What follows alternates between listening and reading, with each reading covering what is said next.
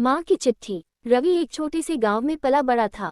बचपन में उसके सपने बहुत बड़े थे, लेकिन हालात छोटे। पिता की मृत्यु के बाद घर की जिम्मेदारी माँ शांति देवी के कंधों पर आ गई। उन्होंने खेतों में काम किया, लोगों के घर सिलाई की, फिर भी बेटे की पढ़ाई में कभी कमी नहीं आने दी। रवि पढ़ाई में तेज था। शहर के कॉलेज में दाखिला मिला तो माँ ने अपनी चांदी की पायल बेच दी। रवि को पता था, पर माँ ने मुस्कुरा कर कहा, माँ के गहने बेटे की किस्मत बनाने के काम आए तो वो गहने नहीं, दुआ बन जाते हैं। शहर की जिंदगी आसान नहीं थी। तंगी, अकेलापन और असफलताओं से रवि कई बार टूट गया। एक दिन नौकरी का इंटरव्यू भी खराब चला गया। निराश होकर वह कमरे में बैठा रो रहा था, तभी उसे माँ की एक चिट्ठी मिली। चिट्ठी में लिखा था, बेटा, हार मत मानना। खेत में बीज बोते वक्त भी किसान को भरोसा रखना पड़ता है कि फसल उगेगी। तू मेरा बीज है, मुझे पूरा यकीन है तू जरूर फलेगा। रवि की आंखों से आंसू बह निकले, लेकिन इस बार उनमें हिम्मत थी।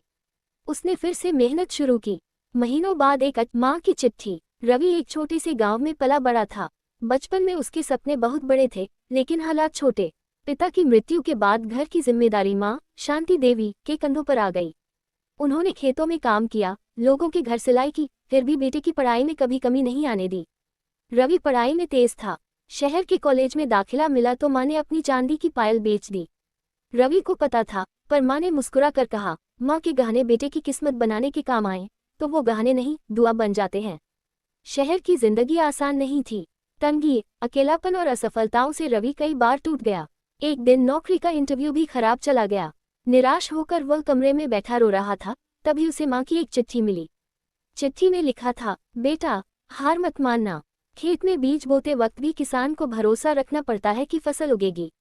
तू मेरा बीज है, मुझे पूरा यकीन है तू जरूर फलेगा। रवि की आंखों से आंसू बह निकले, लेकिन इस बार उनमें हिम्मत थी। उसने फिर से मेहनत शुरू की। महीनों बाद एक